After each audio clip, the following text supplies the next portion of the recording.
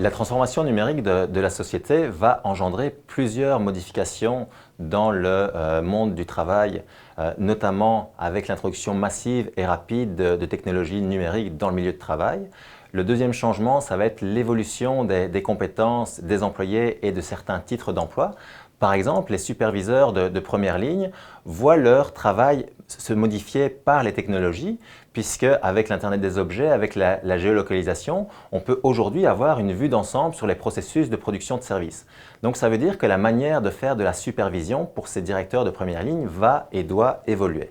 Le troisième changement au niveau du travail, c'est des modifications dans la réforme de la structure organisationnelle. Les transformations numériques vont avoir tendance à briser des silos administratifs. Les ministères, les organismes vont devoir davantage interagir les uns avec les autres et dans certains cas, on va même être amené à créer des réseaux numériques professionnels autour d'une thématique particulière pour faire avancer certains projets, certaines initiatives.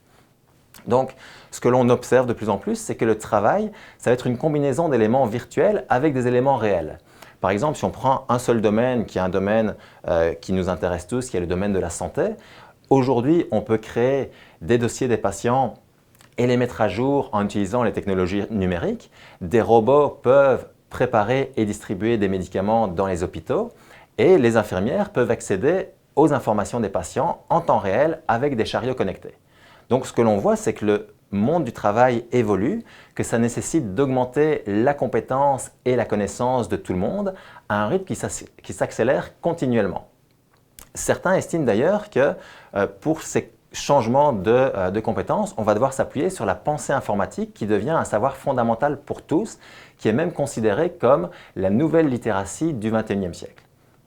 Dans ce contexte, les fonctionnaires vont devoir ajuster les manières de travailler.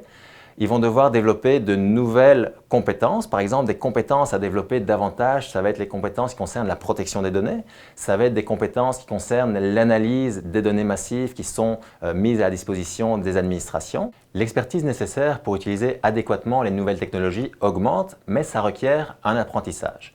Ce qui signifie que les organisations publiques vont devoir revoir les exigences d'emploi pour les futurs recrutements, qu'elles vont devoir investir dans la formation du personnel qui est déjà en place car il y a de nouveaux emplois qui apparaissent et d'autres qui sont en transformation.